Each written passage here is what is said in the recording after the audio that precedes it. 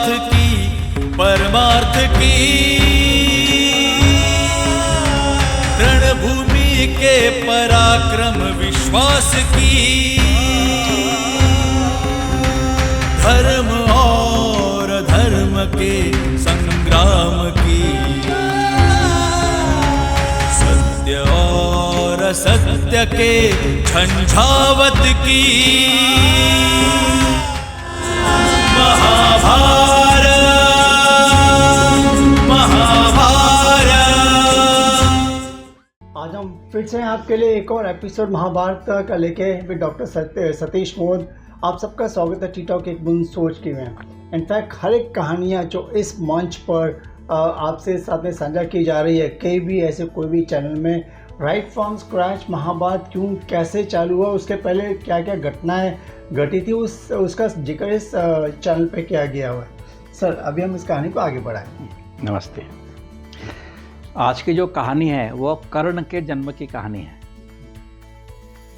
महाभारत की श्रृंखला में अभी तक आते आते हमने देखा कि विदुर का जन्म हो गया। हाँ जी। तो उसके बाद में कुंती कौन, कर्ण का जन्म कैसे हुआ, ये भी बड़ी उत्सुकता रहती है। हाँ जी। तो यदुवंश में एक श्रेष्ठ वीर हुए जिनका नाम था शूरसेन। वो वसुदेव के पिता थे। वसुदेव कौन, जो कृष्ण को जिन्होंने पालन किया। हाँ जी। तो उनके पिता का नाम था शूरसेन। शूरसेन की एक कन्या थी, उसका नाम था प्रथा। लेकिन बात ऐसी थी कि शूरसेन के एक फुफारे कुंती भोज करके राजा थे। फुफेरे मतलब जो फूफा के पिता की बहन के जो पति होते हैं उनको फूफा कहते हैं। अपने यहाँ पर ऐसे रिलेशनशिप बहुत होती है।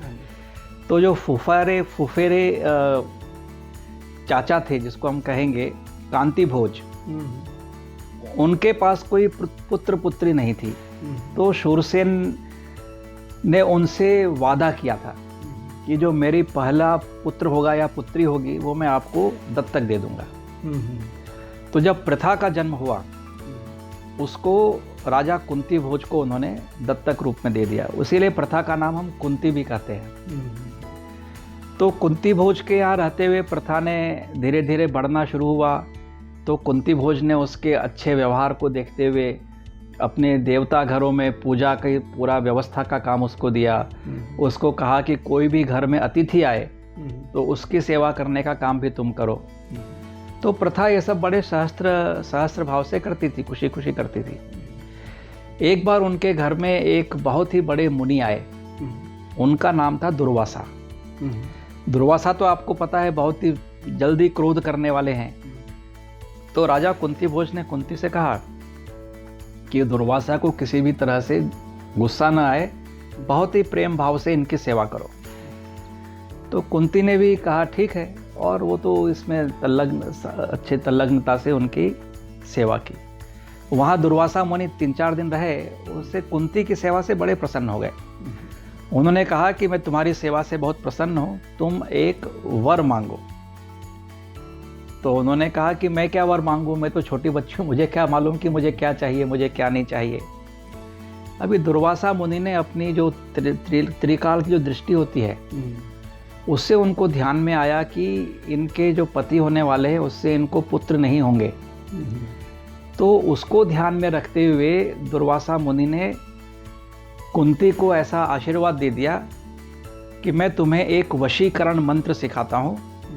जब कभी भी तुम ये वशीकरण मंत्र का प्रयोग करोगी, जिस देवता की इच्छा करोगी वो देवता प्रकट होंगे और अपने समान पुत्र तुमको दे करके चले जाएंगे। तो कुंती ने कहा, वो तो छोटी थी, उसने कहा कि ये सब का क्या मतलब होता है।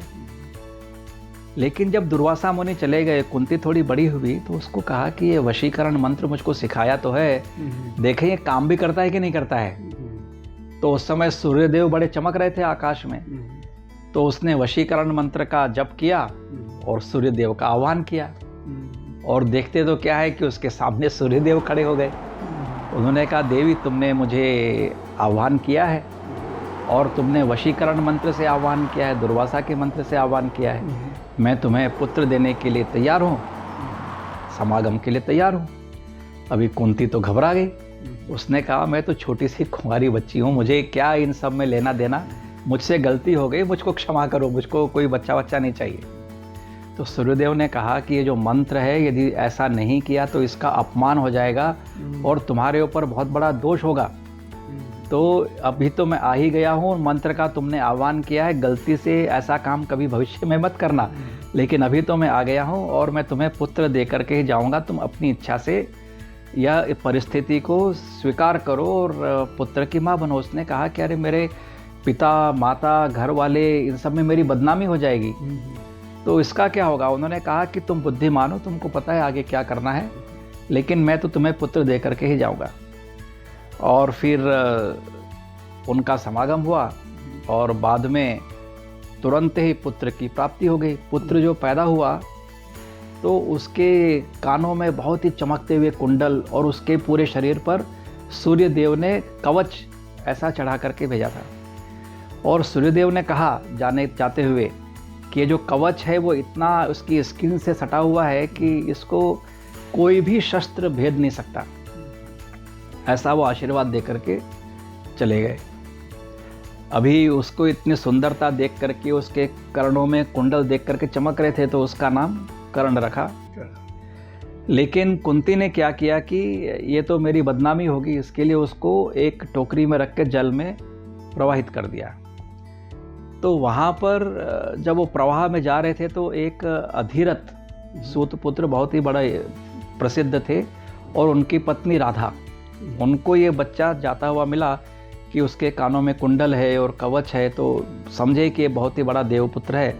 उसको लेकर के आए और उसके उन्होंने देखभाल करके बड़ा करना शुरू किया।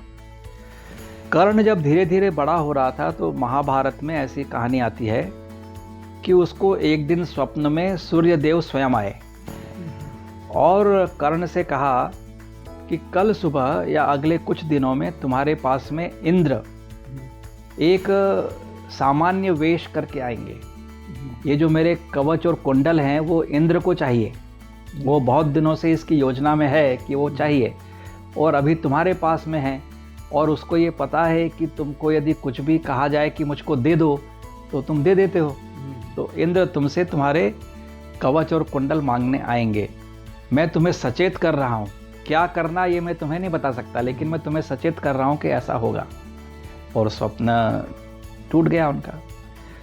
उसी अगले दिन तो नहीं आए, लेकिन उसके 2-4 दिन के बाद में एक ब्राह्मण इनके कर्ण के सामने आया और उसने कहा कि मुझको कुछ चाहिए। तो दानवीर कर्ण, उन्होंने कहा बोलो क्या चाहिए। तो उसने कहा कि आपकी जो कुंडल है और कवच है वो आप मुझे दे दो।